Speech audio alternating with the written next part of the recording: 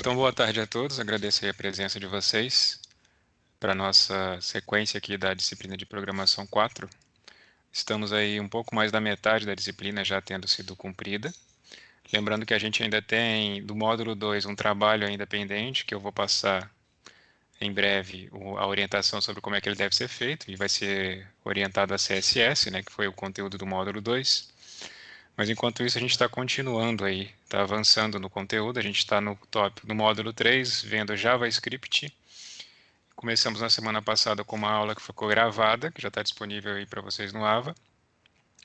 E a partir dessa aula também foi feito um questionário, que é com o qual eu queria começar a aula de hoje, né? Usando o mesmo itinerário que a gente usou algumas aulas atrás, de revisar o conteúdo da aula passada respondendo o questionário. O questionário tentou aí cobrir a maioria e os principais tópicos da aula passada.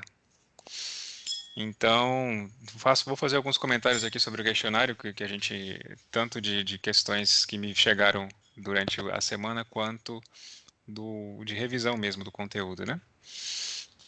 Então, a primeira questão perguntava assim, dizia assim, assinale a alternativa quanto à adição de scripts nas páginas HTML. Então, eu havia dito lá que, assim como em CSS, a adição de scripts de estilo, lá no caso de CSS, com aquela tag style, era considerada como se fosse um escopo só.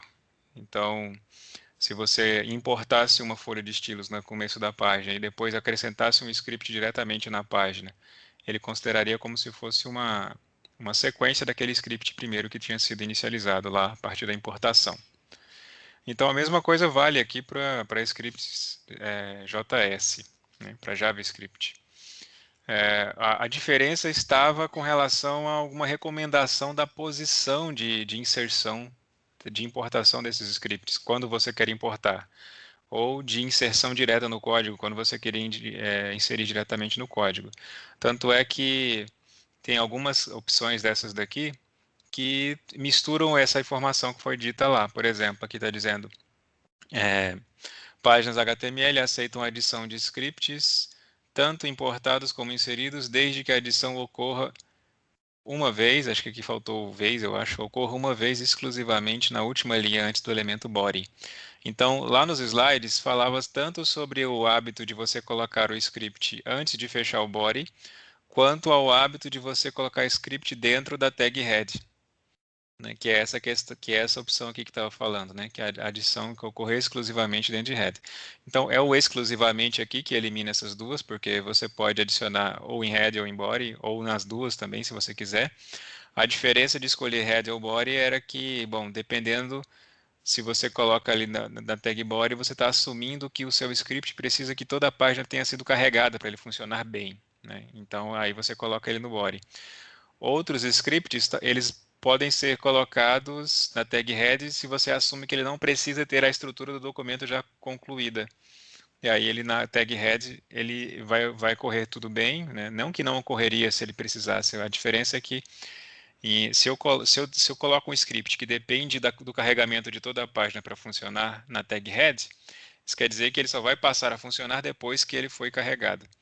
Então ele vai ter carregado alguma coisa antes de precisar executar esse script. Enquanto aqui, ele só vai baixar o script exatamente depois que ele já vai poder executar o script, que é quando a página tiver sido carregada completamente. Então, é apenas uma decisão do programador da posição de acordo com o que o script faz. Se o script depende do conteúdo da página, coloque ele no final. Se não, coloque ele no começo. Mesmo assim, nenhuma das outras duas opções se anulam umas com as outras. Mas a opção correta aqui é que as páginas HTML aceitam a adição de scripts, tanto importados como inseridos diretamente. Ah, não, desculpa. Aqui, scripts adicionados pertencerão todos ao mesmo contexto, como se o código fosse uma continuação, independente se foi importado ou inserido. Então, essa é a questão correta e essa é a questão que vai levantar outras questões mais adiante aqui, por causa dessa característica, né? Então, vamos continuar. Se alguém tiver alguma intervenção aí, pode falar. Dado o seguinte array, então aqui é tanto para mostrar o uso de array, quanto para mostrar que a JavaScript tem tipagem fraca, né? Ou seja, tendo tipagem fraca, eu não preciso definir um tipo de uma variável, eu posso atribuir valores de tipos diferentes a uma mesma variável. E se eu posso fazer isso, então eu também posso criar um vetor com com valores de tipos diferentes dentro dele. É o que está acontecendo aqui, com o cuidado de que, quando você define um número como uma string, ora, dependendo do operador, isso aqui pode ser tratado como uma string de fato, outra vez isso aqui pode estar sendo tratado como um número de fato. Então vamos para esse primeiro caso aqui. Array na posição 3 com na posição 2. Então 0, 1, 2, 3. Então ele está querendo dizer esse 4 mais esse 3. Então, o que vai acontecer aqui nesse 4 mais 3? O que vocês responderam aí? Ele vai somar ou vai concatenar? Muito bem, Leonardo Durães. Ele vai concatenar, né? Isso aí. Então, a opção certa é 43, né? Então, quando eu envolvo uma string com um inteiro e uso o operador de somar, ele concatena ao invés de fazer a coerção aqui do valor. Agora, perceba que são as mesmas posições no vetor, só que agora ele está usando uma operação de subtração, né? E nesse caso, ele vai fazer a coerção, né? Então, ele vai fazer aqui 4 menos 3. Então, ele olha para isso aqui, ele vê que ele pode fazer a coerção disso, ele pode transformar isso aqui num número que corresponde a essa string, e aí ele vai fazer a subtração. 4 menos 3, 1. Nesse 2 mais 3 seria isso aqui, né? 3, se isso mais isso é 43, isso mais isso é 34, né? Por consequência. 34. Aqui ele está pedindo para mostrar o array na posição 0, que é o 1. E aqui 0 mais 1, que é esse mais esse, fica 1, 2, né? Concatenado. Como bem observou aí também o Leonardo. Bom, vamos para a próxima. Aqui é para verificar tanto a questão da estritamente igual, quanto algumas questões sobre tamanho de vetor, né? Então, nesse caso aqui, bom, é parecido com a situação aqui que ocorreu com a subtração de dois valores, onde um dos dois era uma string, mas que podia ser convertida para um inteiro, né? Isso, o estritamente igual considera o tipo de dado, enquanto que o igual igual ele verifica se ele pode fazer a correção da variável, ele faz para depois comparar. Então aqui é o mesmo caso, assim, a mesma situação que envolvia aqui a subtração. Posso fazer a correção? Posso. Então foi feita a correção e depois foi feita a operação aritmética correspondente. Aqui é a mesma coisa, ele fez a correção e comparou os dois. Então aqui daria true, né? Então ele compara, mesmo sendo de tipos diferentes, a correção foi possível aqui e foi feita. Nesse caso aqui, ele não faz correção, ele quer só conferir tipo e depois conteúdo, né? Então, certo, o tipo é o mesmo, os dois são strings, e o conteúdo é o mesmo, mas o conteúdo das strings é o mesmo. Então, portanto, isso também é verdadeiro, né? Aqui é o uso de operador de incremento, né? Começa com 5, incrementa para 6 e mostra. Então, 6. Aqui é estritamente igual de novo, então isso aqui vai dar falso porque eles têm um conteúdo igual, né, teoricamente, mas os tipos são diferentes, então aqui é falso. Aqui, por mais que ele declare uma variável e só inicialize ela aqui, a declaração de variáveis em JavaScript sem inicialização é um tipo, né? Define um tipo, é o tipo undefined, né? Então, a gente tinha visto também na apresentação da aula anterior que o undefined é útil para você, por exemplo, saber se a variável recebeu alguma atribuição, né? No momento depois que ela foi declarada, por exemplo. Então, inicializei e declarei, mas não inicializei undefined. Então, e por consequência, eu teria lá undefined espaço restantes como print na tela. Talvez até tenha ficado meio misturado aqui as coisas, né? Não sei como é que vocês se viraram com isso aí. Aqui declarou, inicializou, incrementou com 5, né? É o mesmo operador lá de C, C++, Java. Então eu teria 10 como saída aqui. E por último, dois vetores, né, inicializados, né, são duas strings, né, inicializadas que também são consideradas como um vetor de caracteres, como se fosse um vetor de caracteres, portanto, length vai retornar o tamanho das strings.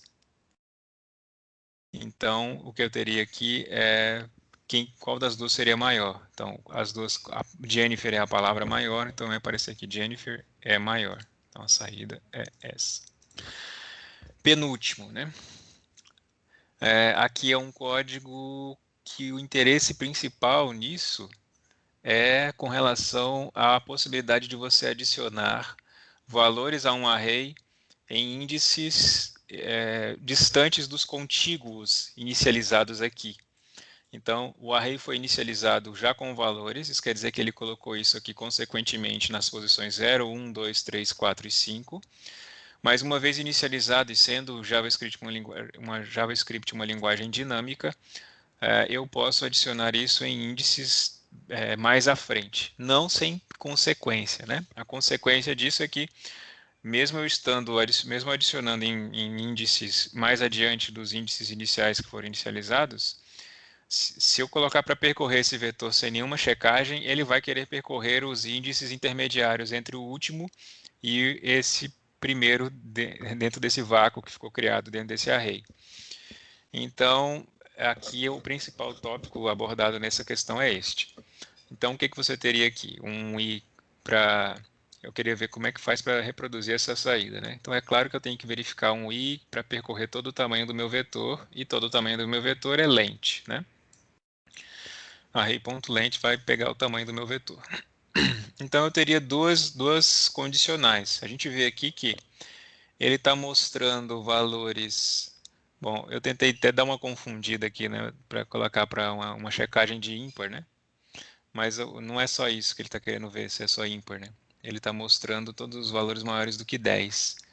Então, se o valor é maior do que 10, eu até... eu nem sei, eu vou fazer aqui, depois eu pergunto uma coisa para vocês. Mas além disso, para ele mostrar assim, do jeito que está aqui, sem dizer que, olha, eu acabei passando por 95 posições undefined diante de imprimir, por exemplo, 23, né? Passei por 95 antes de imprimir o 23. Aí, para fazer isso, você tem que pular as posições undefined. Então, por isso que também tem que ter essa opção aqui de só print, né? Só print o array na posição i, se for maior que 10 ou se for undefined. A minha dúvida que eu tive aqui agora é se por acaso... não, não, tá bom. Eu fiquei pensando, será que eu não coloquei um caso? Será que eu não coloquei um caso onde ele poderia achar que era pares, né? O que que o Miguel disse aí? Como é que é, Miguel?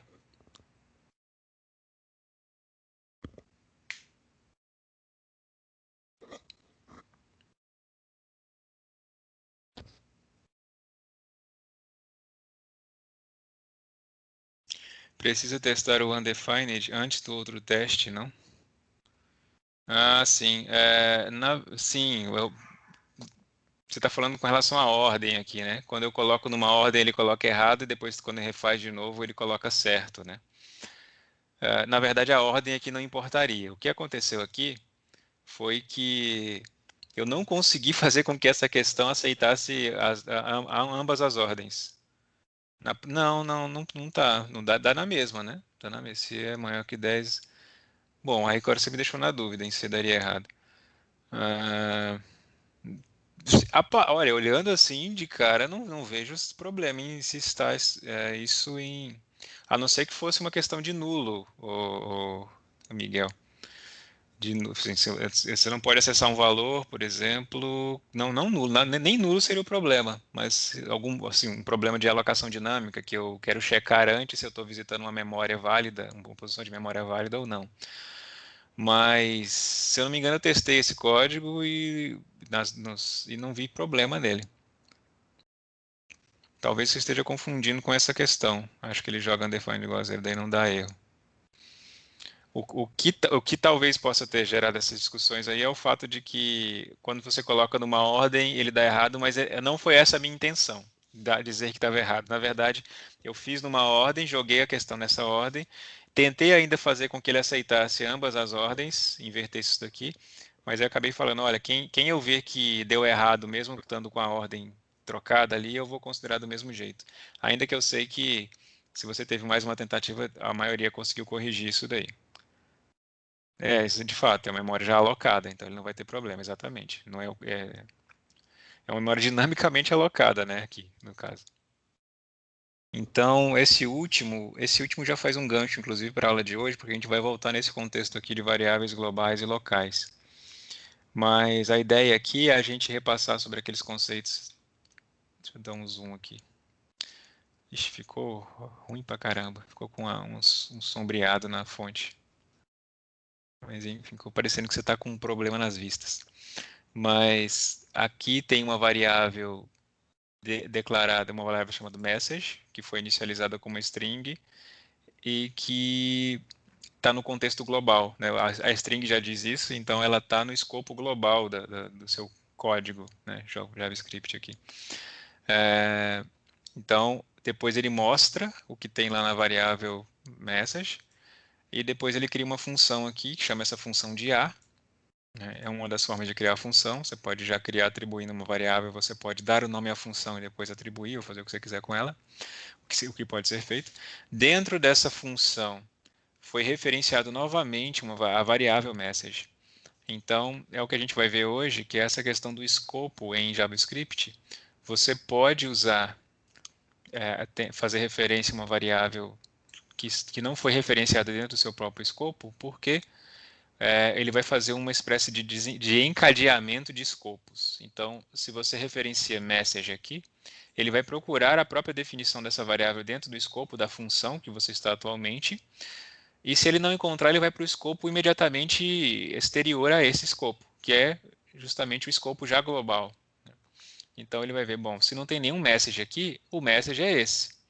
Isso quer dizer que essa linha, de fato, modifica essa variável.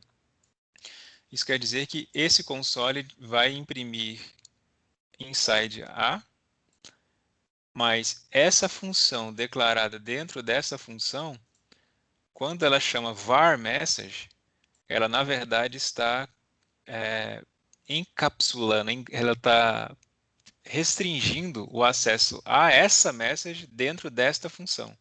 Isso quer dizer que quando eu chamo var message novamente, ele já não é mais a message original, do escopo global. É uma message que pertence somente ao escopo B. Então ela já foi definida aqui dentro. E JavaScript permite isso, né? Permite você redefinir uma variável dentro de um escopo, mesmo definir uma variável com o mesmo nome de um escopo global dentro de um escopo local e fazer uma atribuição a ela, ainda que isso aqui só vai ser limitado a esse escopo. Isso quer dizer que mesmo com essa definição de message aqui dentro da função B, e mesmo com a invocação que acontece de fato para a função B, veja que a função B é invocada dentro da função A. E a função A é invocada também. Então, é garantido que a função B será invocada. Ou seja, é garantido que var message acontecerá, né? Recebe inside B. Só que uma vez que ele reescreve essa variável dentro desse escopo, esse var message pertencerá a esse escopo de B, enquanto que o message anterior se manterá como escopo global e dividido também com o escopo da função A. Então, por consequência, o que vai ter? Eu vou ter in global aqui, eu vou ter a alteração de message que vai imprimir inside A aqui, e aí eu vou ter depois a impressão de message, veja, a impressão de message novamente, que vai ter o último valor que ela recebeu. O último valor que ela recebeu foi inside A. Então a saída que eu espero é in global, inside A, que é justamente essa opção aqui, né? In global, inside A, inside A. Vamos ver as outras aqui. In global, in global, in global, impossível. In global, inside A, undefined. In global, nananana. Então é aquela lá mesmo. Bom, eu não sei se ficou alguma dúvida dessa explicação aí do contexto de escopos globais e locais, mas a gente vai rever isso também aqui na aula de hoje. Então vamos lá, vamos finalizar a tentativa, cruzar os dedos para ver se não tem nada de errado, enviar tudo e terminar.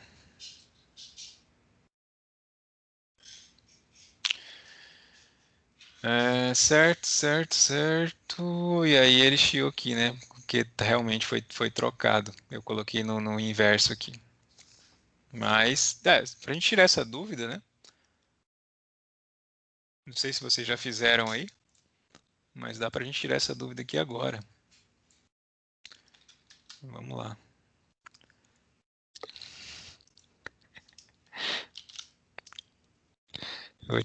Vou abrir aqui.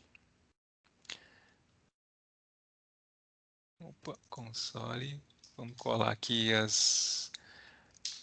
definição do vetor. Vamos confirmar aqui. Array, tá lá. Nosso array com os 5 primeiros, 94 vazios, mais um, 49 vazios, mais outro, 49, por aí vai. Beleza, esse é o nosso vetor. Depois a gente faz um var, acho que vai ter que fazer aqui, porque ele não vai copiar aquele texto ali, né? Vamos fazer ele aqui, né? Então, for var i recebe 0, i menor que array.length, e mais. Fecha aqui, abre aqui. Daí, se, vamos fazer igual tá ali, né? Vamos fazer ele array na posição i maior ou igual a 10 e array na posição i diferente de undefined. É isso? Aí, se isso for verdade, mostra o que está lá em array na posição i. Ponto e vírgula, fecha aqui. É isso? Acho que é isso. É isso mesmo. Então, realmente, tanto fez a ordem, né? 15, 17, 11, 23, 25. 15, 17, 11, 23, 25, né? Então, é isso, pronto, né? Dúvidas sanada. Então, vamos dar prosseguimento aqui. Se alguém tiver alguma dúvida aí sobre o que a gente acabou de fazer, pergunta aí, senão vamos continuar aqui para finalizar, para começar a aula de hoje. Então, vamos lá. Aula 7, JavaScript orientado a objetos. Bom, estamos em programação 4, né? Portanto, você já viu pelo menos aí 3 programações até chegar até aqui, né? Pelo menos porque pode ser o caso que você está vendo programação 4, você tem visto programação 3, né? Mas se você já viu 3 programações, pelo menos, você já passou por orientação a objetos. E ainda que o foco da programação massiva esteja muito mais nos últimos módulos da disciplina aqui, né, que é onde a gente vai lidar com programação back-end, a gente não pode perder a oportunidade de revisar fatos, conceitos de programação em geral, mesmo a gente estando vendo aqui ainda programação front-end, porque isso é de fundamental importância para a sua formação enquanto cientista da computação. Agora, falando de orientação a objetos para JavaScript, é, aqui ele vai ter duas funções. Essa que eu acabei de dizer, ou seja, um meio de você revisar conceitos de programação orientada a objetos aplicados a JavaScript. E uma outra funcionalidade dessa aula de hoje é de você ver coisas que você vai utilizar mais adiante quando você quiser adicionar comportamento a páginas usando JavaScript. Porque a gente falou que do tripé dos 3 tópicos que a gente está abordando desde o começo da disciplina, HTML, CSS e JavaScript, HTML para estrutura, CSS para estilos e JavaScript para comportamento. Então, para adicionar esse comportamento, em alguns momentos você vai ter que lançar mão do uso de orientação a objetos que é proporcionado pela linguagem JavaScript. Agora, se eu voltar para o primeiro objetivo dessa aula, que é o objetivo de rever alguns conceitos de orientação a objetos a partir de JavaScript, é importante dizer que JavaScript por si não é, claro, a melhor linguagem possível para você aprender orientação a objetos. De maneira que, se você um dia quisesse aprender orientação a objetos tendo como primeira linguagem JavaScript, ela mais te confundiria do que te ajudaria a entender. Por quê? Porque, bom, essa é uma percepção que eu fui tendo à medida que eu fui preparando essa aula e também compartilhada por alguns dos professores que eu assisti algumas aulas para poder preparar esta. O JavaScript faz uma certa adaptação das suas próprias capacidades para poder, a partir dessa adaptação, oferecer recursos de orientação a objeto. Então, não quer dizer que talvez ele tenha sido criado voltado para essa capacidade, mas a sua linguagem permite alcançar conceitos desse paradigma. Funciona, isso que importa, funciona. Dentro daquilo que é, por exemplo, herança, eu quero ter herança em JavaScript. Ok, você vai conseguir ter herança.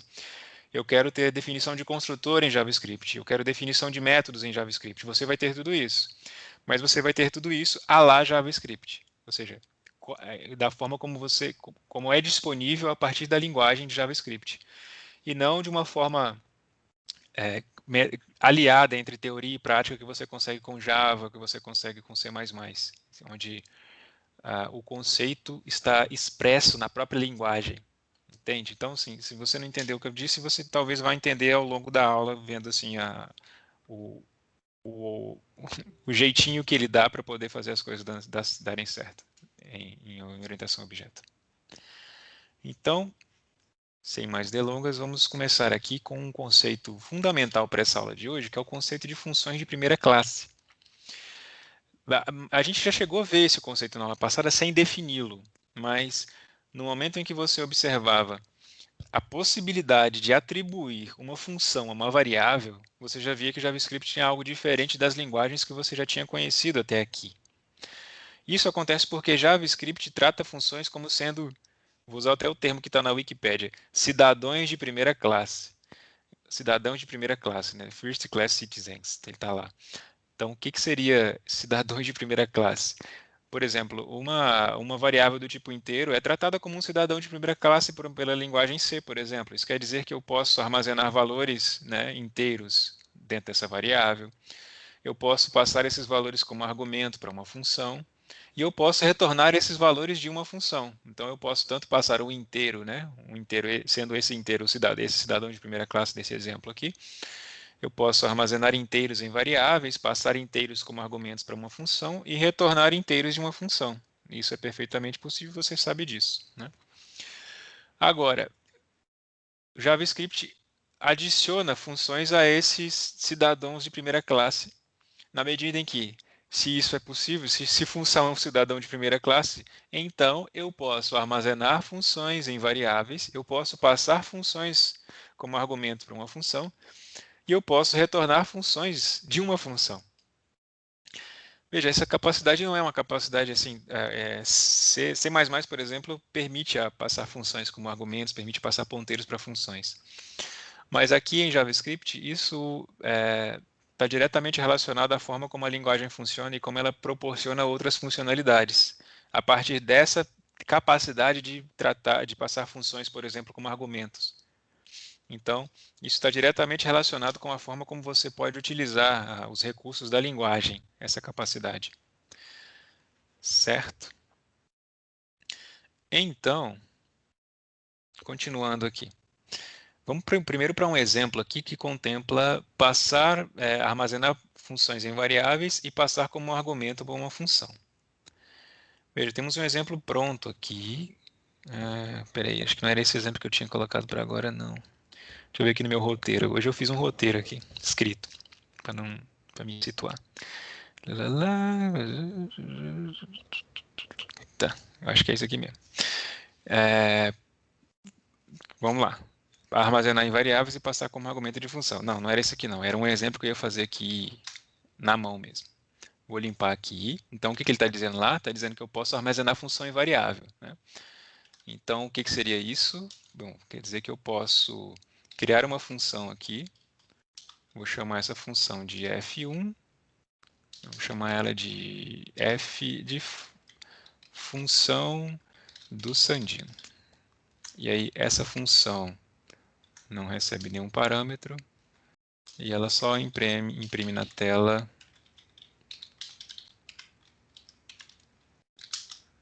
e aí, só isso.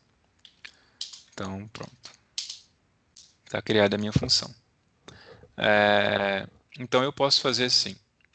A recebe função do Sandino. E agora eu posso chamar a função do Sandino a partir de A, fazendo aquele operador de invocação, né? Chamando os parênteses. Bom, basicamente é isso. Isso é atribuir uma função a uma variável, e aí você, uma vez atribuído, você invoca ela usando os parênteses. Se essa função esperasse um parâmetro, você passaria o parâmetro também pelos parênteses aqui, certo? Então, se essa função retornasse uma outra função, esse A, vamos supor que essa função retornasse uma função. Então, se eu fizesse A recebe função do Sandino, abre e fecha parênteses, isso quer dizer que eu estou invocando essa função. Se eu estou invocando essa função vai fazer o que ela deveria fazer, que é retornar um valor. Ou seja, se o retorno dela é uma função, essa função retornada iria para A, e A, por sua vez, quando usando esse operador, invocaria a função que seria retornada da função do Sandino aqui. Isso que eu estou dizendo, agora sim é o que está nesse exemplo, né? Então, o primeiro exemplo é só para demonstrar a atribuição de funções a variáveis. E a outra coisa que foi dito é que você pode passar como argumento uma função. Eu não fiz esse exemplo, né? Passar uma função como argumento. Então, vamos fazer aqui também. Eu vou fazer uma nova função chamada Serra Azul. Serra Azul. E essa função Serra Azul recebe um f aqui como argumento, que é esperado ser uma função. Então, essa função f, o que eu vou fazer aqui dentro? Eu vou invocar ela, só isso. Então, está criada a minha função Serra Azul. Agora eu vou jogar a função do Sandino dentro da função Serra Azul, né? Vou chamar a função Serra Azul e dentro dela eu vou jogar a função do Sandino. Então, o que aconteceu? Passei uma função dentro da função, essa função Serra Azul recebe a função e invoca, e foi o que aconteceu quando eu invoquei Serra Azul. Eu subdeleguei a invocação dessa função para essa função. E aí, quando eu invoquei ela, né, passando por parâmetro aqui, a função de dentro foi invocada e a saída está aqui. Ok? Então, prosseguindo. Então, aqui cobriu esses dois primeiros exemplos. Posso armazenar em variáveis, vir lá, atribuir a função do Sandino a A e posso passar como argumento uma função. Foi quando eu passei a função do Sandino para a função Serra Azul. E aqui, retornar de uma função. Veja, essa função aqui, alerta, então retorna, o que ela faz? Alerta, então retorna. Ela cumpre exatamente o que ela diz no seu próprio nome. Então, ela alerta, né? Esse alerte, ele abre uma janelinha de alerta no seu navegador, com essa mensagem aqui, e ela retorna essa função. Ela já cria a função e já retorna no mesmo comando aqui. Isso quer dizer que, o que acontece nessa linha aqui? Ó? O que estaria acontecendo nessa linha depois que essa função foi definida? Veja que esse inner function, né, função de dentro, a função de dentro, ou seja, essa variável espera receber, né, pelo próprio nome aqui, a função que está dentro dessa função. Então, veja que ele está recebendo a invocação da função. Ele não está recebendo a função sem isso aqui. Se ele estivesse recebendo a função, olha que professor moderno, se ele estiver recebendo essa função sem isso aqui, ele estaria recebendo a função como um todo. Né? Ou seja, eu poderia chamar alert then return a partir de inner function, mas não é o caso. Borracha, não é o caso. Eu estou chamando estou atribuindo o retorno da função. Bom, por que eu estou atribuindo o retorno da função? Porque eu estou invocando a função. Então, eu invoco, ela retorna e inner function recebe o retorno dessa função. E qual que é o retorno dessa função? É uma função. Então, inner function está recebendo essa função de dentro. Isso quer dizer que se eu invocar inner function, ele invoca só a função de dentro. Ou seja, vai aparecer lá só um alerta da mensagem 2. Enquanto que, se eu quiser invocar a função de dentro diretamente pela função de fora, eu até mudei aqui, mas essa saída aqui está errada. Está vendo aqui que tem dois parênteses. Isso quer dizer que ele está invocando a função que está dentro da função. Isso mesmo que está acontecendo aqui. Seria melhor a gente fazer, porque eu acabei mudando a saída aqui, é melhor a gente fazer para ver isso aqui funcionando. Né?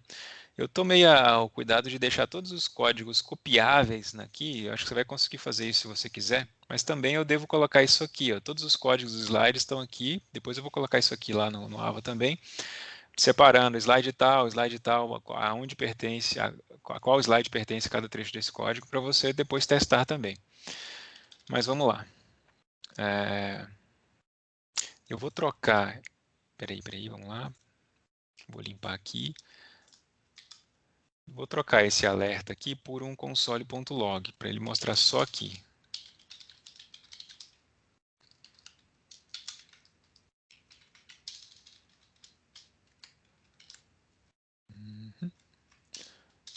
Tá, então pronto. Então, se eu faço alerta, então retorna chama, assim, veja, ele invocou as duas funções. Ele invocou a de dentro e invocou a de fora. Se eu chamar, veja, se eu chamo só assim, o que que ele fez? Ele mostrou a mensagem 1, que é o que ele faz, independente de qualquer outra coisa, e retornou. Veja, isso aqui é só o retorno. Como ninguém pegou esse retorno ficou aqui na janela, né? no objeto window, né? que é referenciado aqui nessa janela. Mas quando eu fiz assim, ó, então ele invocou de dentro e o retorno que deu, ele invocou também. Então é como se ele invocou a função original, essa função original retornou e o retorno é invocado aqui na mesma linha. Então é isso que está acontecendo, só para que você não confunda quando você vê isso daqui em algum ponto. Ok? Ele pega o retorno e, como o retorno é uma função, ele executa também. Então, continuando a partir daqui.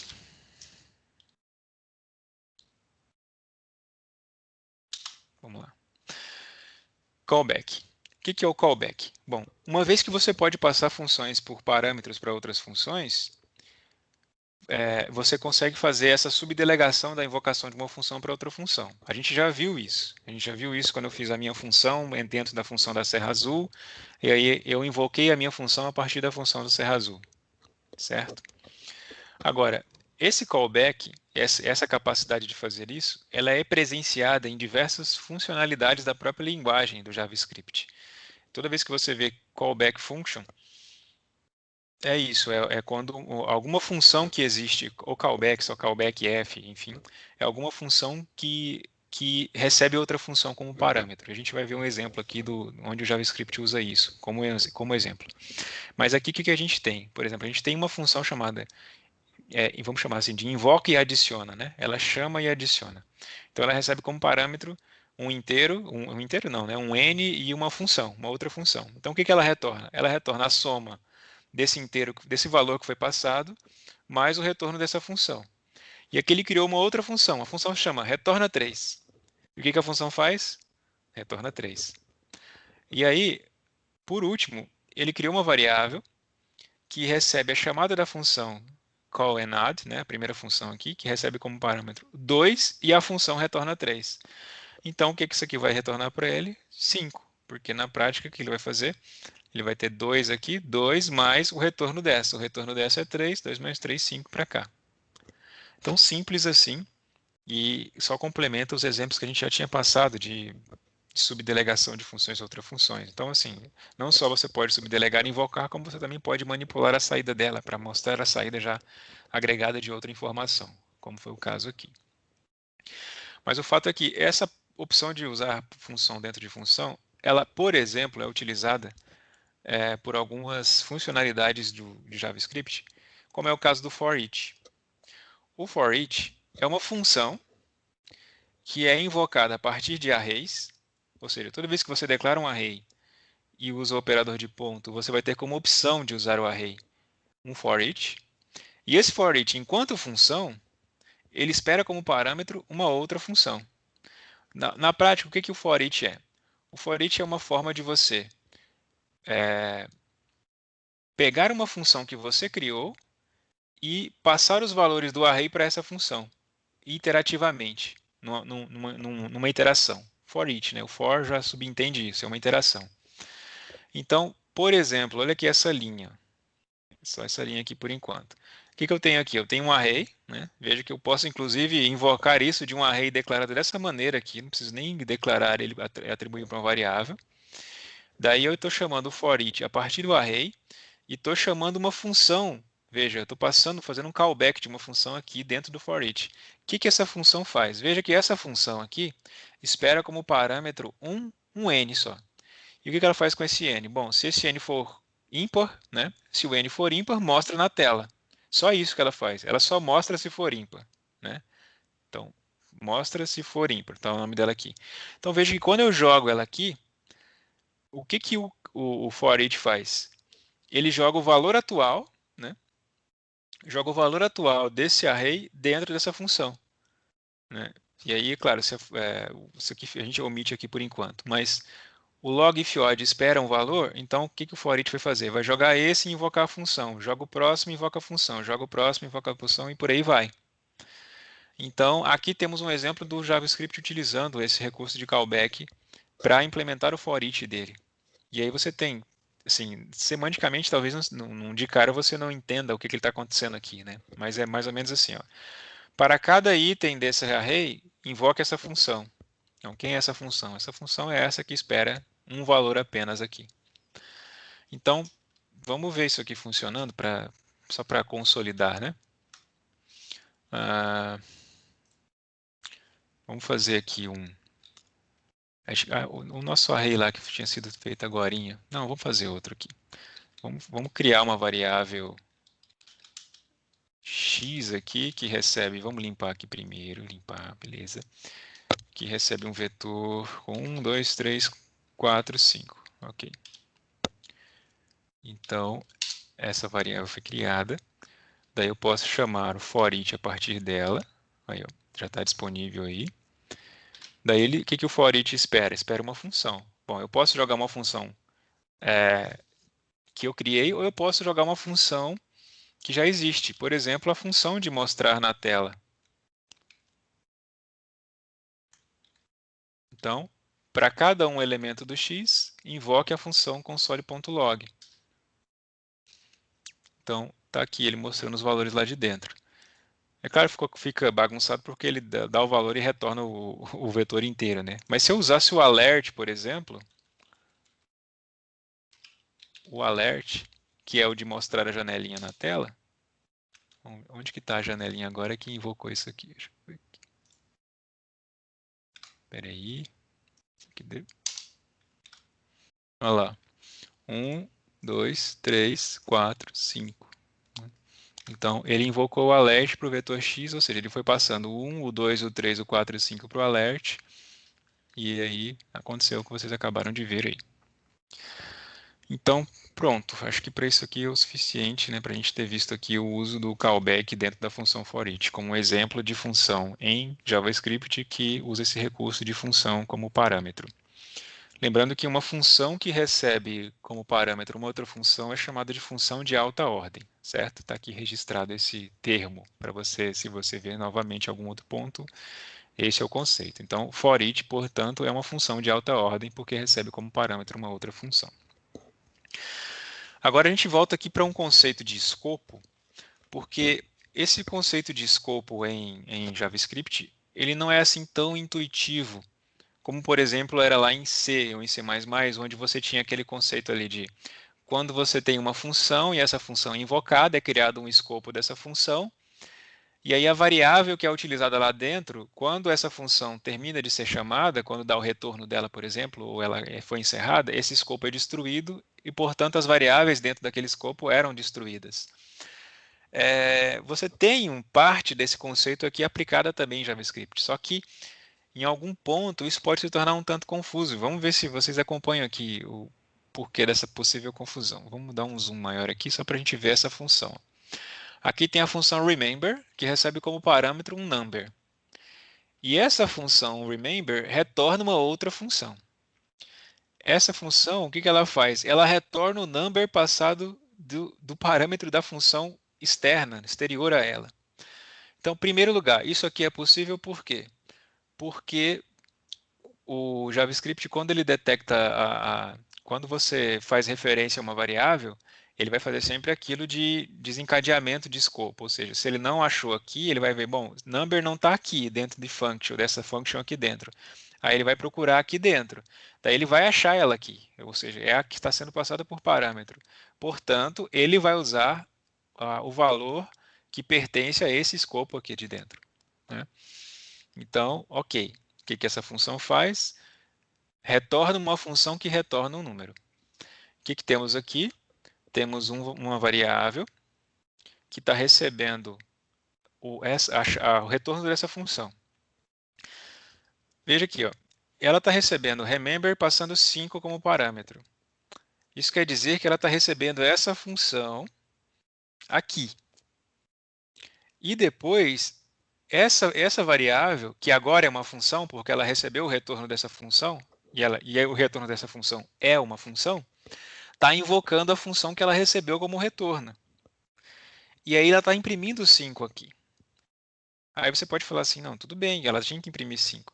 Só que se você está acostumado com esse conceito de escopo lá de C, por exemplo, você talvez poderia estranhar isso daqui, porque se eu invoco a função remember, o que eu poderia supor lá de C? Que ele executou a função e depois que acabou, o number que recebeu esses 5 seria destruído. Não é assim que você ia esperar em C? Pelo menos era assim que eu ia esperar que isso funcionasse da maneira como eu aprendi lá em C. Só que em JavaScript, o escopo de uma função é um pouco mais abrangente do que esse conceito de escopo de C. Ele chama de closure, que seria uma coisa de como se fosse enclausurado, tanto é que eu nem traduzi, porque acho que, enfim, closure. Essa função aqui de dentro, que trabalha com o valor de uma função de fora, de um escopo fora dela, quando ela é invocada, ela tem a capacidade de engaiolar, né? Enjaular o valor que pertencerá a ela no futuro. Como assim? Deixa eu tentar ser mais claro ainda. Mais claro, porque eu não estou sendo claro ainda. Veja, eu chamei essa função, eu chamei return function para remember. Quando eu chamei return function e invoquei ela, a função de dentro foi capaz de reter o escopo de quando a função remember foi chamada. A função remember foi chamada, retornou isso daqui, mas por acaso isso daqui precisava de alguma coisa do escopo dela. Então, isso daqui, essa função de dentro, quando foi devolvida aqui para essa variável, reteve o escopo da variável anterior, da função que foi invocada a partir dela. Então é por isso que returned function conseguiu imprimir 5, porque number foi retido aqui dentro. Foi feito closure. Esse é o conceito de closure aqui. Essa function aqui de dentro fez um closure desse number aqui. Ou seja, mesmo que eu sei que eu dependo desta, quando esta me chamar, eu vou é, eu vou reter comigo aqui o que eu dependo dela, para que quando se eu for chamado sem ela, sem depender dela, eu tenha acesso ao que eu preciso para mostrar. Que foi o que aconteceu aqui. Ele chamou a função, essa função inicialmente passou um 5. Daí, quando eu fui fazer a chamada da função interna, aquele 5 que tinha sido passado anteriormente foi retido pela função de dentro. Então, isso é o conceito de closure, e aqui tem um outro exemplo de closure.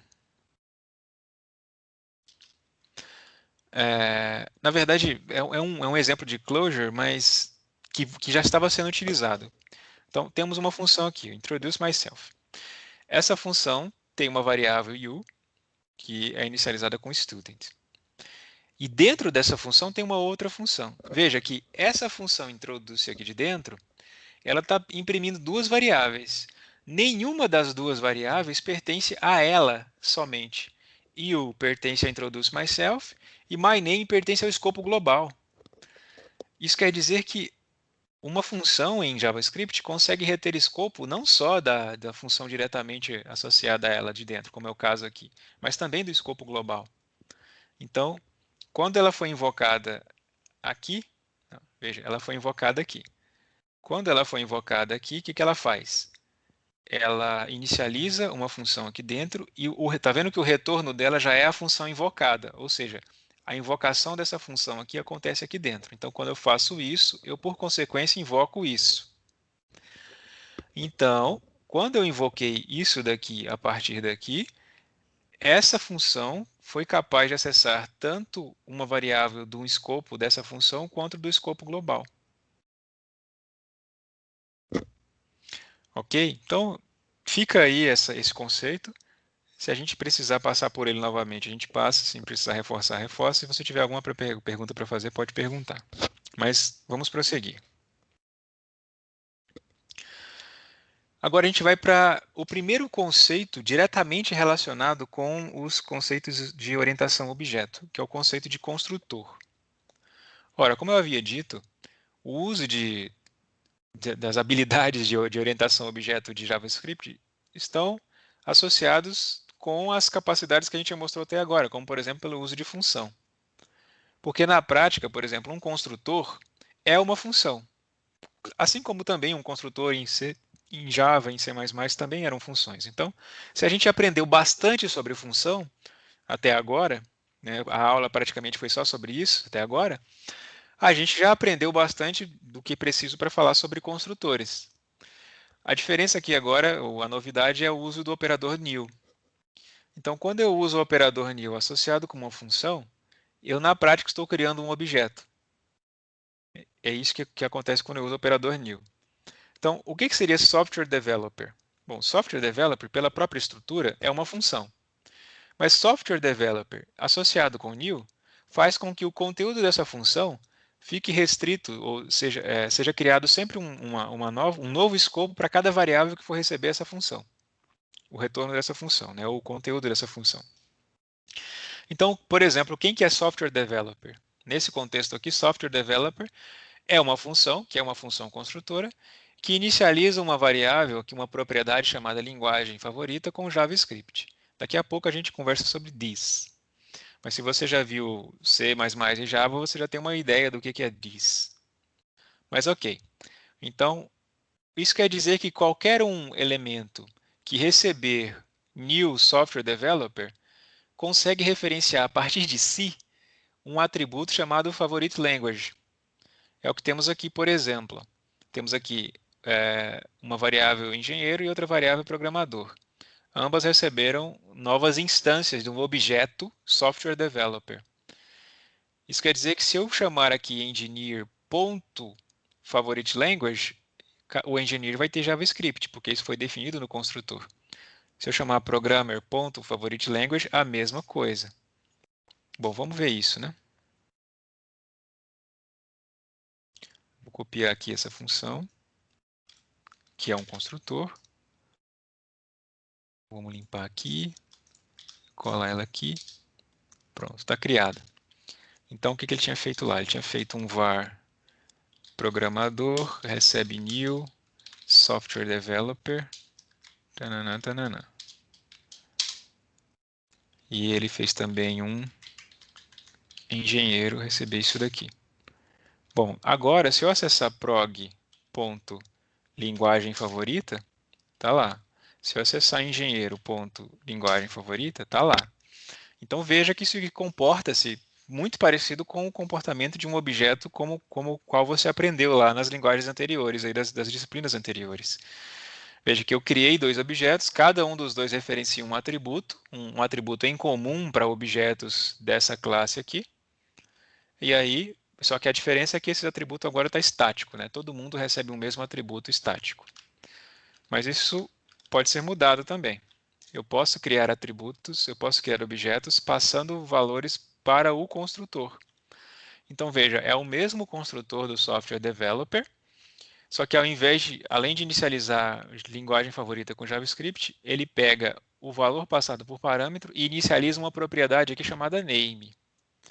Então você consegue fazer isso aqui agora, criar duas variáveis como um novo objeto dessa classe aqui, cada um com um nome diferente. E mais uma vez, ainda não fomos introduzidos oficialmente a this aqui em JavaScript, mas já iremos. Agora, para falar sobre o uso do this, por que é importante falar sobre o uso do this? Bom, lá nas linguagens já consolidadas nas memórias de vocês aí, Java, C++, enfim, Python, o uso do this ele é bem mais intuitivo, porque o this basicamente é usado dentro de métodos de funções ou dentro da definição de um objeto, de uma classe, e ele referencia o próprio objeto que está invocando, por exemplo, um método daquela classe. Ele referencia sempre o objeto que está utilizando aquela que pertence àquela classe. Então, se eu tenho lá uma classe bola e um método encher, e aí this.var recebe 30 unidades de medida de enchimento de bola, né? Então, o this dizendo, olha, é a bola, o objeto específico bola que invocar esse método vai ser referenciado por esse ponteiro this. Aqui em JavaScript, o this já tem uma função tanto assim, um comportamento um tanto diferente, porque de cara, mesmo se você não definir this, você já tem acesso a um this aqui, como é o caso aqui. Ó. Aqui eu estou na... Eu vou até fechar esse aqui, vou abrir uma nova guia aqui para poder abrir um novo que esteja zerado. Pronto. Talvez era isso que eu tinha que ter feito lá no caso anterior. Ó, veja que quando eu referencio this aqui, ele já me referencia um objeto, que é o objeto window. Ou seja, mesmo no escopo global, this já existe. E this está apontando para um objeto chamado window, que é esse objeto aqui gigantesco, que tem um monte de propriedade dentro dele. Então, quando você referencia this, seja dentro de um método, seja dentro de uma função básica, você tem sempre que ter cuidado para ter a certeza de que ele está referenciando o this correto. Ou seja, se você está chamando this, é o this de fato que referencia o objeto que está invocando aquele método, ou é o this global, o this original que não foi, que segue sendo apontado para o window. Então, por que é importante você saber disso? Porque existem três formas de uso do this dependendo da invocação que você está realizando. Por exemplo, quando você usa aqui, vamos pegar esse exemplo aqui. Aqui eu tenho a função gato, né, que na verdade é um construtor. Né? O que esse construtor faz? Inicializa o nome do gato com o nome que é passado pelo parâmetro e cria um atributo aqui, né, uma propriedade, eles chamam mais de propriedade, chamada sayName, que na verdade é uma função que diz o nome do gato. Então, a ideia disso aqui é dizer, miau, meu nome é o gato, o nome do gato que você colocou aqui. Então, quando ele está dizendo assim, this.name, ele está esperando que esse this aqui referencie esse name aqui. E que, portanto, seja um this que referencie esse objeto aqui. Um objeto da classe gato. E é o que de fato está acontecendo aqui na continuação do exemplo. Ele criou um gato aqui chamado Bailey, né, usou o new, usou o operador aqui, um construtor, passou o nome como parâmetro, e quando ele chamou, veja, ele invocou a função sayName.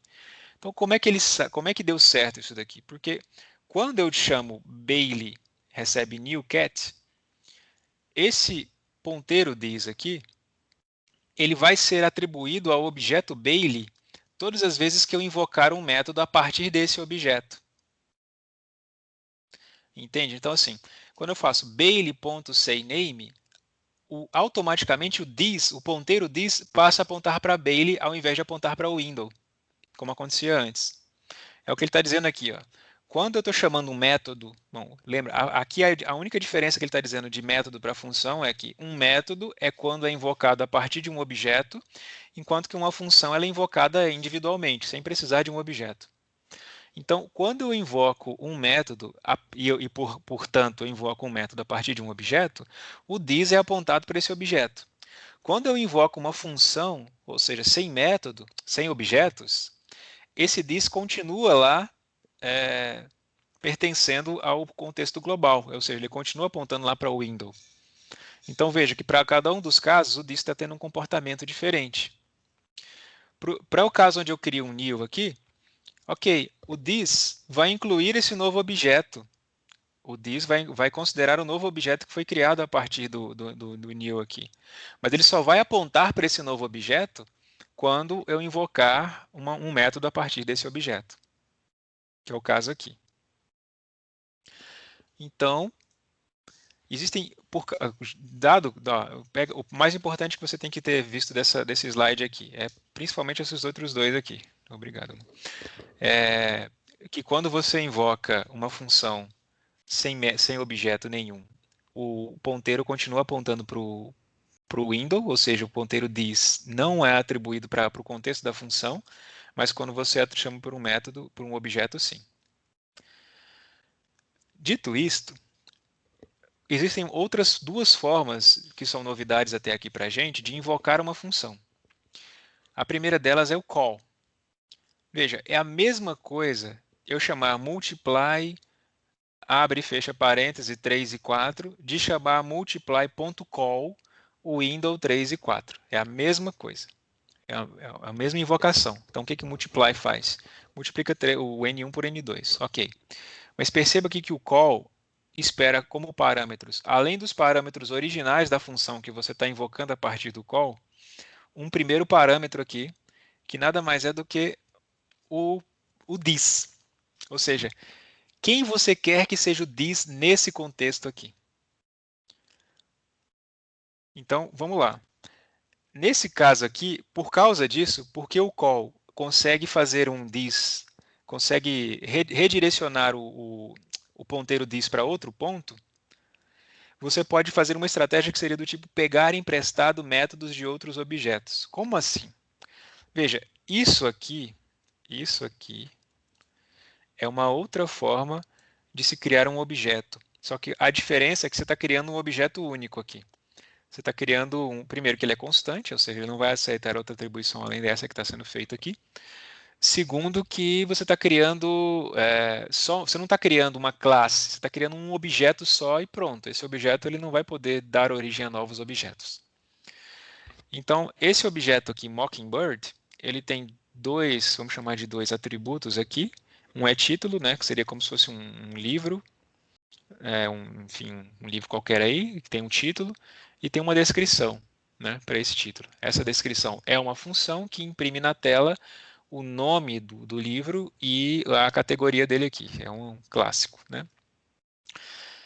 Bom, veja que foi criado um outro objeto aqui, chamado Pride, cujo atributo é apenas título, que tem o título do livro aqui, né? Orgulho e Preconceito.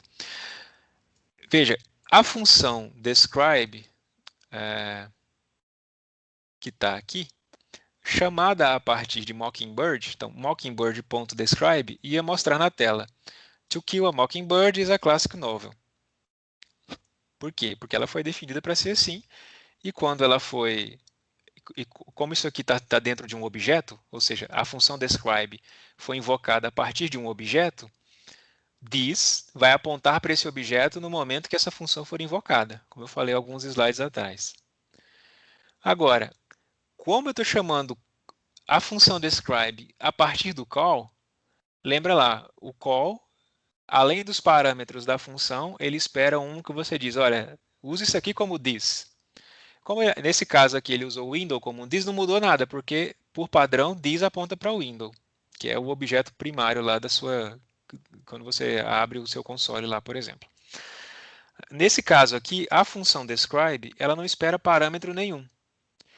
Se você chama então a função describe pelo call, o único parâmetro que vai ter é quem você quer que seja o this. Isso quer dizer que se você invocar describe pelo call e passar pride para dentro do call, o que ele vai fazer? Ele vai chamar a função describe, mas no lugar de this.title apontar para esse daqui, ele vai apontar para esse title aqui. Por quê? Porque justamente o call fez isso, fez com que o this referenciado aqui, ao invés de ser invocado a partir do objeto que o invocou, que seria o padrão, ele vai ser referenciado agora a partir do objeto passado como parâmetro a partir do call. E aí você teria como saída isso daqui. Certo? Veja, também existe uma outra função muito parecida com call, e a única diferença dela, ela também é usada para invocar uma função, e ela também espera um parâmetro para você dizer quem que é o this que você quer que seja referenciado a partir dela. A única diferença é que você pode passar os parâmetros esperados pela função dentro de um vetor ao invés de passar eles separados. É só isso de diferença, ok? Então, os 3 e 4 passados separadamente no call, aqui para o apply, são passados dentro de um vetor.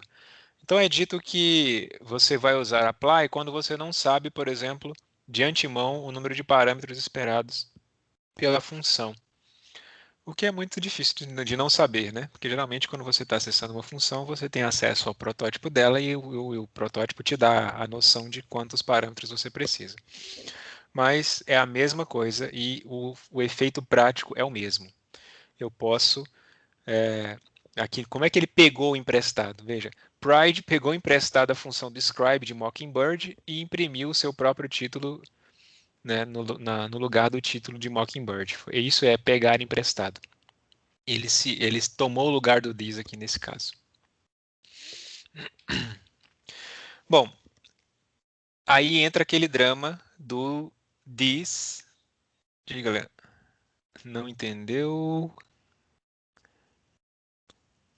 Vamos lá. Vou esperar a sua pergunta aí. No caso, o title pertence à constante Pride. Sim, porque foi definido aqui dentro, de fato, né? Você definiu um objeto, né? É um objeto constante, ou seja, quando você define const aqui, isso quer dizer que depois que foi definido, você não pode atribuir mais nada a ele além do que já foi. Mas sim, esse objeto foi definido como tendo um atributo chamado title, certo? Esse objeto, por acaso, tem um atributo chamado title. Posso utilizar o atributo em qualquer função? Sim. Espera aí. Somente pelo fato deste atributo não mudar mais.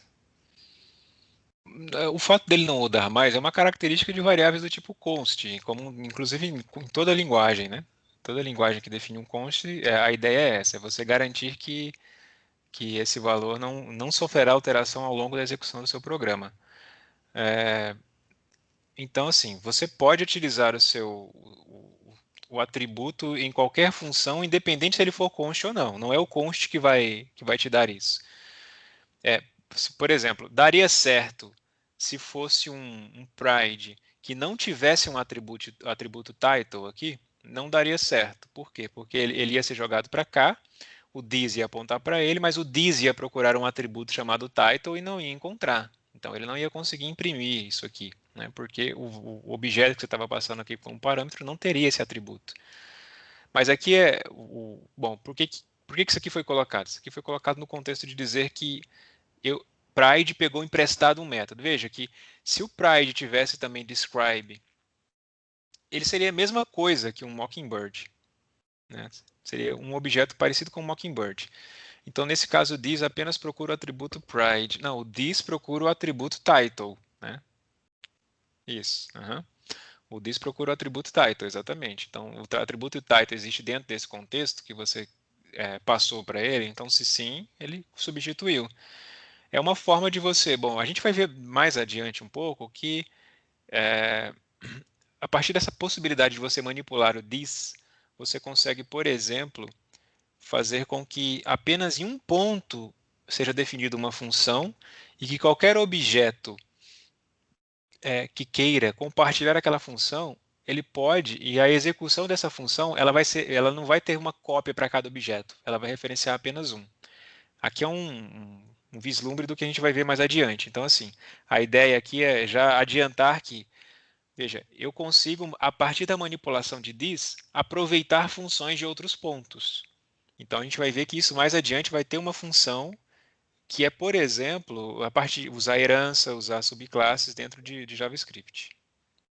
Teremos exercícios sobre isso aqui, teremos formas de consolidar isso aqui e ver se a gente realmente entendeu mesmo. Mas olha aqui agora uma coisa curiosa. Aqui é um callback, né? Um callback, ou seja, uma função que recebe como parâmetro outra função e invoca ela. E essa função aqui tem um nome curioso, invoca duas vezes, ou seja, ela recebe uma função e invoca essa função recebida duas vezes. Aqui temos um objeto cachorro, com um atributo idade já setado como 5, e o atributo cresce um ano é definido como uma função que pega a idade e cresce um ano, né? Acrescenta um ano à idade do cachorro. Bom, aqui está a invocação do método cresce em um ano. Então, eu invoquei o método e depois mandei imprimir a idade, né? Quis ver a idade, e ele imprimiu 6 para mim lá. Depois eu chamei a função invoke twice, né? Invoque duas vezes, e passei como parâmetro a função cresce em 1 ano.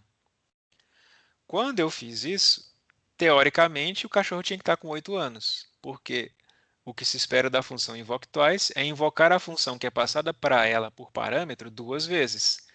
Então, o que eu esperava era que o cresce 1 ano fosse invocado duas vezes, 7 e 8, e imprimisse 8 aqui agora.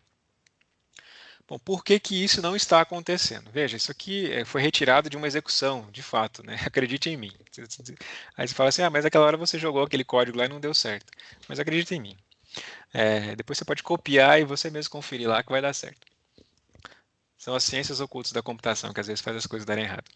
Mas aqui no invoke twice, ele está chamando a função dentro do contexto dessa função individualmente. Veja que é uma função chamada sozinha.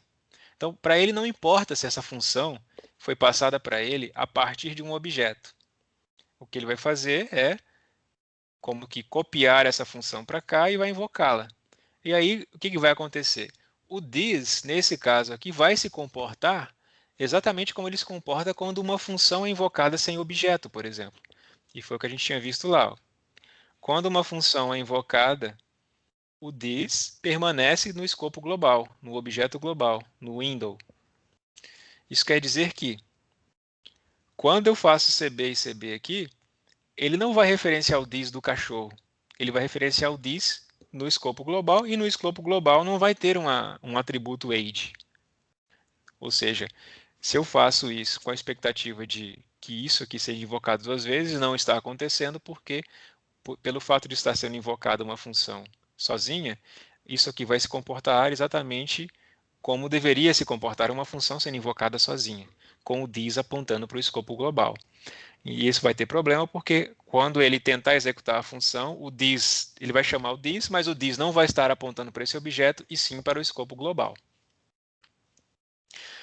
Mas temos uma solução para isso, que é o bind.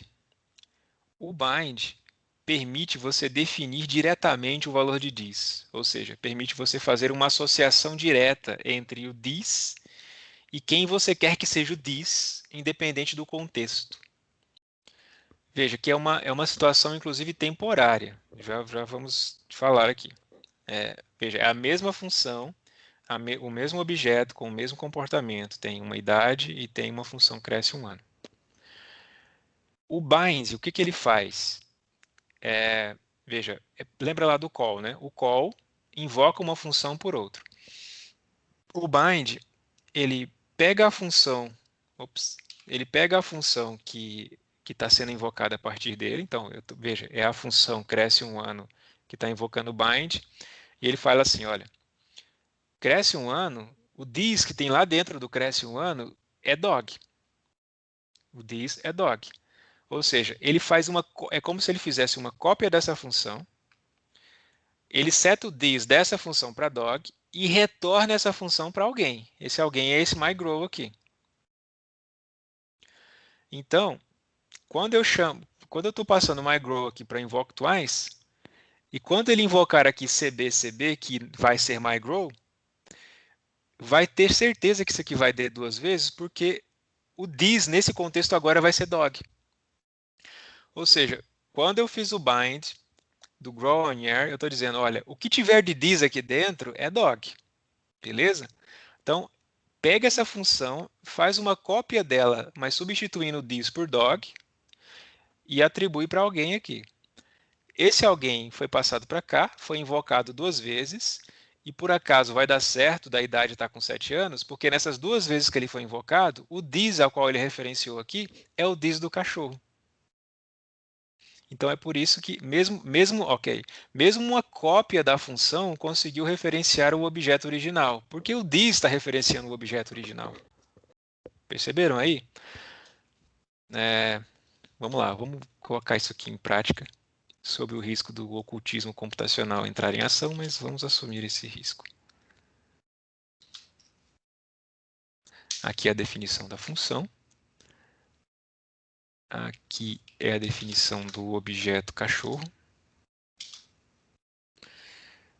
E aqui é o bind do this do grow near ao cachorro.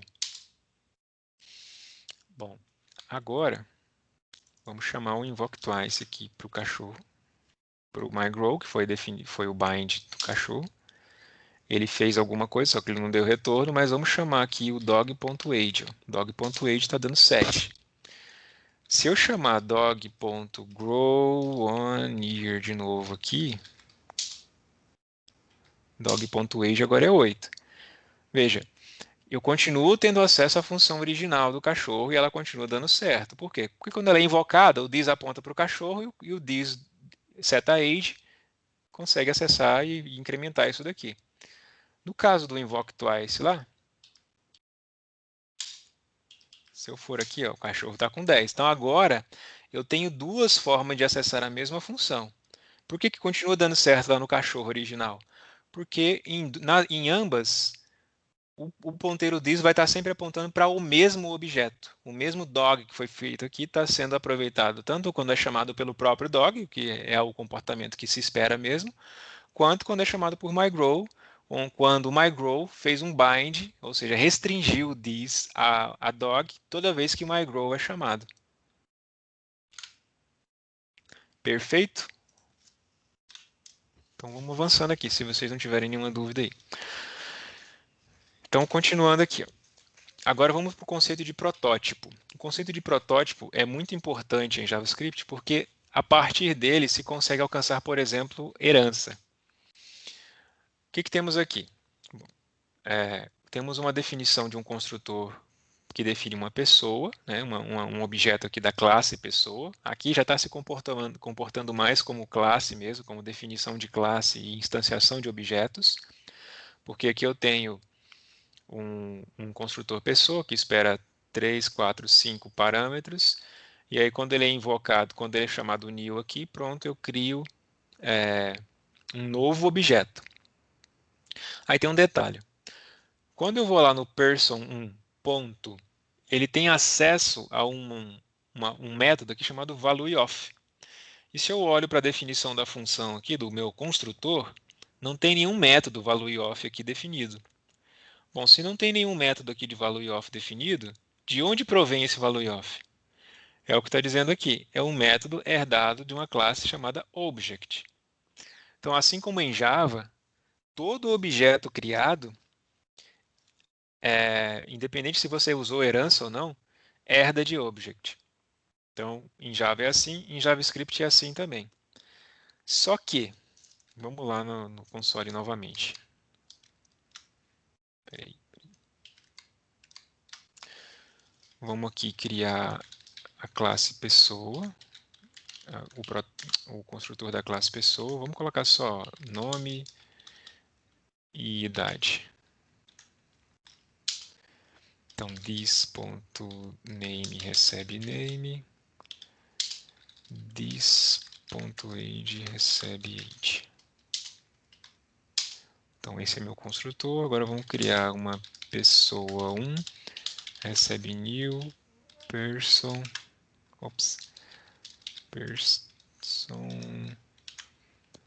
Manuel e 44 anos. Pronto, então, se eu for aqui, ó, pessoa, eu vou ter lá nome e idade. Mas além disso, veja que tem outras opções aqui de acesso. Constructor, has all properties, prototype of, etc. Então, de onde que veio isso daqui se eu não implementei esses métodos aqui dentro da minha classe person? Justamente são os métodos que pertencem à classe Object. São métodos e alguns atributos que pertencem à classe Object. Isso quer dizer que qualquer objeto criado em JavaScript, por consequência, herda da classe Object.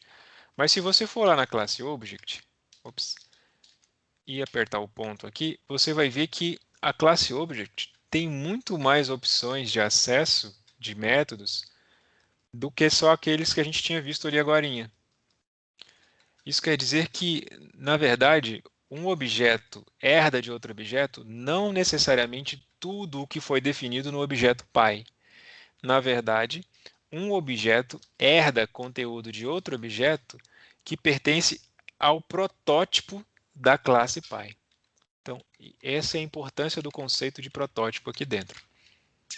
Então, um protótipo é um mecanismo pelo qual objetos JavaScript herdam recursos um do outro, ou seja, tudo que está no protótipo de um objeto de uma classe pai, se você quiser compartilhar com a classe filha, você vai fazer com que o protótipo da classe filha receba o protótipo da classe pai. Mas, por enquanto, o que a gente tem aqui de herança imediata, mesmo sem você fazer quase nada, né? Você só definiu aqui um construtor, definiu um novo objeto.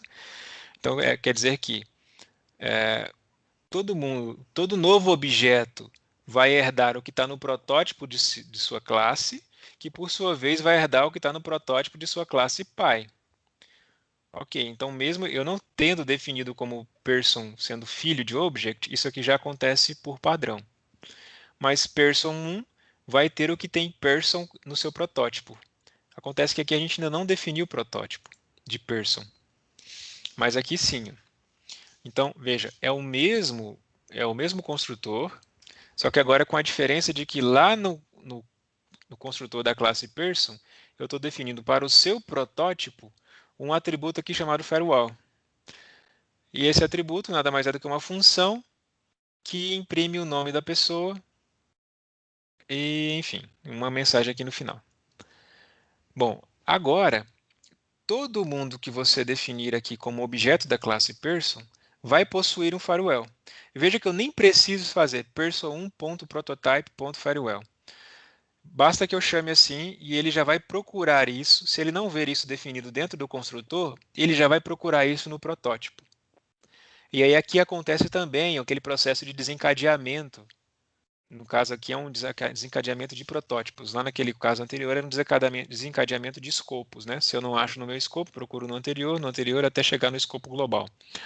Aqui, se eu invoco um método, ele vai procurar primeiro esse método no escopo local aqui da própria classe. Se não tiver, ele vai procurar no método da classe a quem ele herda, até chegar no prototype do object, que é a classe genérica padrão que todo mundo compartilha. Então, outra vantagem de você usar o prototype é o seguinte. Aqui foi criado um firewall. Né? Então, isso quer dizer que todo novo objeto da classe person, quando invocar o método farewell, vai invocar sempre esse método aqui. Tipo assim, todo mundo vai compartilhar desse mesmo método que foi definido nesse protótipo.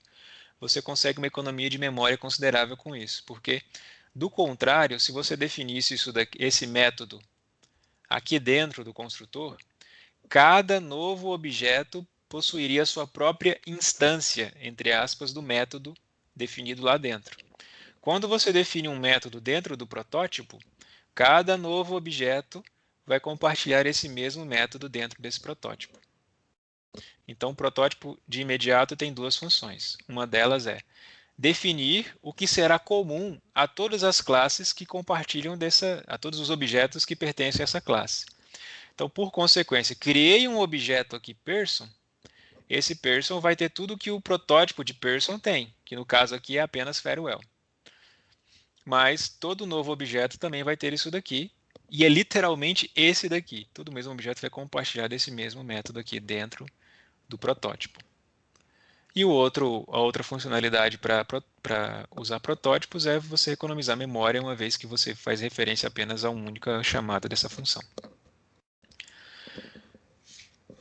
Muito cuidado com o uso de protótipos, porque ele pode ter dois comportamentos diferentes aqui, dependendo de como você manipula. Veja, aqui temos um construtor da classe hamster. Né? É como se fosse uma classe hamster.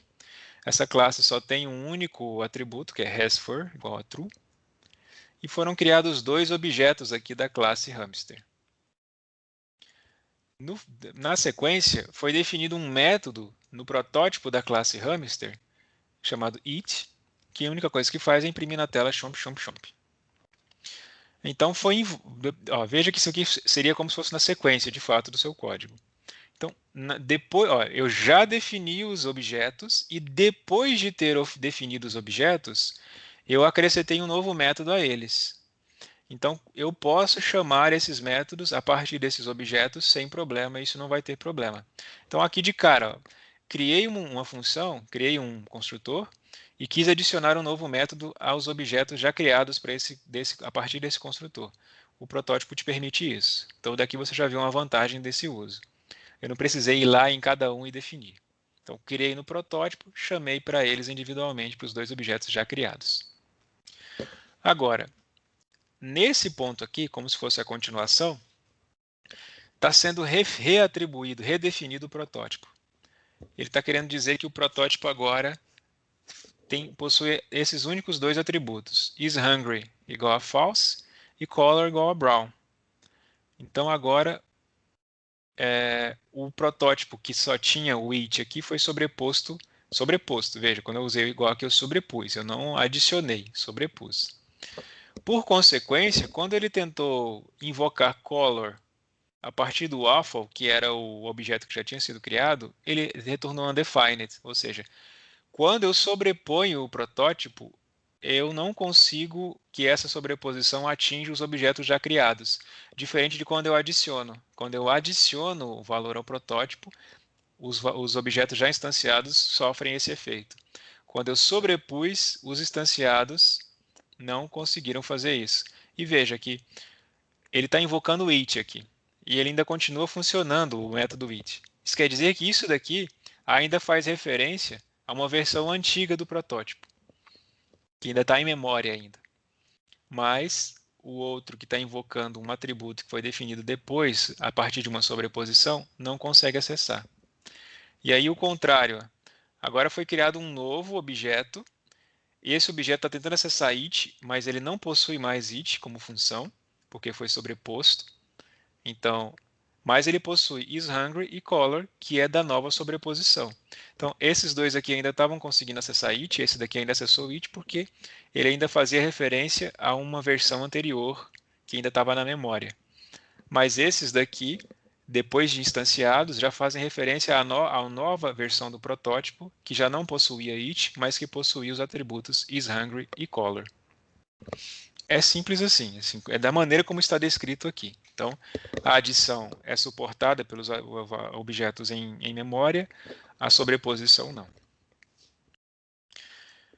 Bom, dito isso, existe um recurso chamado create para a criação de objetos que, quando associado com essa capacidade de adicionar valores a protótipo, tem a função de criar objetos que herdam de outros objetos.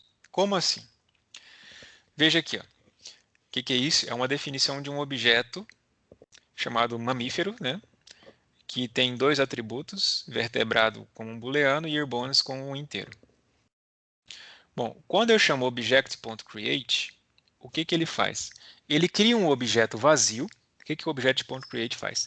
Cria um objeto vazio, mas cujo o valor do protótipo desse objeto vai conter o que está aqui nessa variável. O que tem nessa variável? Tem um mamífero. Ou seja, Rabbit, quando recebeu isso aqui, está retornando no momento um objeto vazio, mas um objeto vazio que já tem como atributos vertebrado e earbones. Por que ele tem como atributo vertebrado e earbones? Porque quando eu chamei o object.create, ele criou um objeto vazio, mas cuja a propriedade prototype recebeu mamífero. Então, recebendo mamífero, esse objeto que recebeu essa variável rabbit, que recebeu esse objeto vazio, teve setada, portanto, para o seu protótipo agora, mamífero. Isso quer dizer o quê? Quer dizer que se eu criar qualquer objeto usando o object.create, passando mamífero para ele, eu garanto que no protótipo desse novo objeto criado vai ter sempre esses dois atributos aqui.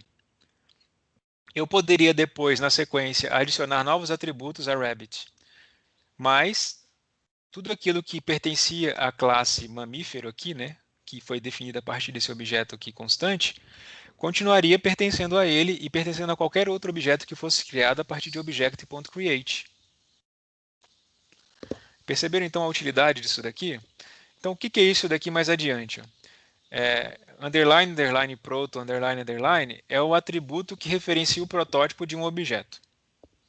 Então, se ele faz essa comparação aqui estrita, perguntando, olha, o protótipo de coelho é um mamífero, ele vai retornar true porque coelho foi criado a partir do object.create. Então, ele pode acessar vertebrados e airbones, que ele vai retornar o valor que vai estar lá em vertebrados e airbones. E aí ele vai poder depois adicionar o que quer que seja de mais específico do coelho, mas aquilo que é genérico para mamíferos vai continuar sendo vertebrado e airbones, e como é constante, você não vai poder mudar, né? Se você quisesse colocar valores aí sem serem mudados. Então, dito isso, você consegue fazer algo um pouco mais avançado aqui usando o object.create. Veja aqui, acompanha comigo. Aqui foi criado um construtor para uma classe animal. Eu estou usando exatamente a nomenclatura de classes e objetos tradicional, de orientação a objetos. Então, eu estou criando aqui um construtor da classe animal que pega como parâmetro o nome e seta para o objeto dessa classe. Além disso, dentro da definição desse construtor, não, desculpa, não é dentro, não é fora. Eu estou dizendo, olha, lá no protótipo da classe animal, adiciona um método chamado walk que só imprime na tela. O animal anda. Só isso. Então, veja, eu estou definindo o atributo diretamente dentro do construtor, enquanto os métodos eu estou definindo pelo protótipo. É uma prática, né? Atributo define dentro do construtor, método define a partir do protótipo. Agora, aqui é interessante. Aqui eu estou definindo agora um novo objeto, uma nova classe chamada gato, que também é inicializada a partir do seu nome. E veja que eu quero entender aqui que esse gato está herdando de animal. Então, o que é isso aqui? Call é aquele jeito de você invocar uma função, que recebe como parâmetro o valor original da função, o parâmetro original da função, mais o this. Como que o call funciona a partir de animal? Bom, animal foi criado como um construtor. Portanto, se eu faço call em animal, eu estou invocando esse construtor. Daí eu estou passando o nome desse gato para o construtor aqui dentro. Só que eu estou passando this dizendo, não é você, animal genérico. É esse gato aqui que está chamando esse construtor aqui. É o mesmo conceito de construtor que a gente aprende lá em C++, inclusive, que é dito que é importante que você aproveite o construtor do pai para que ele inicialize aquilo que é incomum para o pai e depois você inicializa apenas aquilo que é específico do filho, que é o que ele está fazendo aqui. Aquilo que é comum para o pai, que é o nome, está sendo inicializado a partir do construtor do pai, e aquilo que é comum, que é exclusivo do filho, que é o número de vidas que um gato tem, que é muito mais do que 9, né? Todo mundo sabe disso. Acho que gatos, na verdade, são imortais. Aqui está sendo só a inicialização dos dados do gato, né? O número de vidas aqui. E aí, o que mais está sendo feito? Olha assim, como que está sendo inicializado o protótipo do gato, para dizer justamente que esse gato herda de animal. Veja, lembra lá que o create do object retorna um objeto vazio, cujo protótipo é aquilo que foi passado por parâmetro. Então, o que o object aqui está fazendo? Está criando um objeto vazio, cujo protótipo é o mesmo do protótipo do animal. Bom, o que tem no protótipo do animal? O método walk. E o que ele está fazendo depois? Ele está pegando esse retorno desse objeto vazio, cujo protótipo é o mesmo do protótipo do animal, e está atribuindo para o protótipo do gato. Ou seja, depois disso, todo gato, todo objeto da classe gato, vai ter o mesmo protótipo de objetos da classe animal. O que na prática é dizer que gatos herdam de animais e que, portanto, gatos vão ter o mesmo método que tem lá na classe animal. Agora, uma correção aqui é necessária para que isso aqui dê certo, que dentro do protótipo também tem um atributo chamado construtor. Então, é importante que quando você disse que o protótipo do gato é igual ao protótipo do animal, ele acabou trazendo também o construtor do animal para dentro do protótipo. Aí você está corrigindo isso aqui. Você está dizendo, não, olha, o construtor do protótipo do gato é do gato e não do animal. Ou seja, quando eu invocar o construtor do gato, eu vou invocar o do gato, que foi esse aqui que foi criado, e não o do animal, que é o original aqui criado, que é a classe base, né? Então, para isso aqui, veja, no futuro, o que aconteceu depois na sequência? No protótipo do gato foi adicionado um novo método chamado meow, que mostra na tela meow. Isso aqui acontece apenas no gato, é exclusivo do gato e, portanto, qualquer outro objeto que se pretende derivar de gato, por exemplo, sei lá, você quer fazer uma classe gato siamês. Se você colocasse ela para, você teria que colocar aqui também, ó, gato siamês pronto, prototype, recebe object.create gato.prototype, ou seja, ele ia herdar tanto do gato, tanto o miau do gato, quanto o walk do animal e os futuros métodos que um gato siamês tem que outros gatos não têm. Então, aqui, quando eu adicionei miau ao protótipo do gato, miau pertence agora apenas ao gato. E aí, o que temos? Temos um gato sendo instanciado aqui, chamado Billy. Então, o Billy mia e o Billy anda. Mas o miau pertence ao gato, enquanto o walk é compartilhado com objetos da classe animal. Que, ou seja, está dizendo assim, todo gato, todo animal anda, mas só gatos miam, né? Que é o conceito de orientação que está sendo aplicado aqui. Enquanto que o name está sendo impresso, vai ser impresso o name do gato, ainda que name tenha sido definido apenas na classe pai, né? Mas quando ele chamou o construtor aqui da animal dentro do pai, ele disse, olha, é o meu name, é o this, ou seja, é o deste e não o seu aqui. Então, quando ele fez isso daqui, ele, primeiro, né, compartilha do this, compartilha do name que o gato, que o animal tem, mas na hora de inicializar, ele cuida de inicializar o próprio e não esse que pertence aqui ao construtor mais genérico. Veja, então, é disso aqui que eu estava falando que JavaScript faz adaptações da sua própria linguagem para que possa alcançar o paradigma. Veja, não tem palavras-chave aqui do tipo extends, como em Java, né, que diz que uma classe herda de outra quando usa extends, ou não tem dois pontos, classe tal, dois pontos, classe tal, como é em C++. Então, ele tem aqui os recursos da linguagem que foram moldados para que funcionasse o conceito de orientação a objetos e funciona, né? Aqui é o exemplo prático disso aqui. Isso aqui funciona, né? Não vou colar lá porque a aula já está grande também. Mas depois você vai ter acesso a esse código, você pode testar isso aqui também para você ver que isso aqui funciona. E que na prática é o que está acontecendo. Você tem métodos que eram do pai sendo chamados, métodos que são só do filho sendo chamados, e atributos que foram definidos apenas no pai que foram chamados. Assim como se você chamasse billy.lives aqui, você também teria o atributo que foi definido apenas no construtor do filho, mas que também é acessível aqui. Então, é assim que a gente lida com os principais conceitos de orientação a objetos em JavaScript. E a gente vai usar isso na medida em que isso for atuar para a gente dentro do comportamento que a gente quer adicionar em página. Então, volta e meia, a gente vai ter que usar alguma coisa de orientação a objetos para poder adicionar comportamento a páginas. E esse aqui é o geral, né? É o principal que a gente tem de orientação a objetos em JavaScript, que é importante para a aula de hoje, que cabe dentro de uma aula também, né? Então, em breve a gente vai ter exercícios sobre isso daqui para consolidar, até porque foi uma aula relativamente grande para consolidar esse conteúdo. Mas no mais, eu me coloco à disposição de vocês aí ao longo das próximas horas e à medida que vocês forem tendo dúvidas também com relação ao questionário que vai estar lá no aula daqui a pouco. Eu agradeço bastante aí a atenção de vocês esse tempo todo e até a próxima oportunidade, semana que vem, se Deus quiser.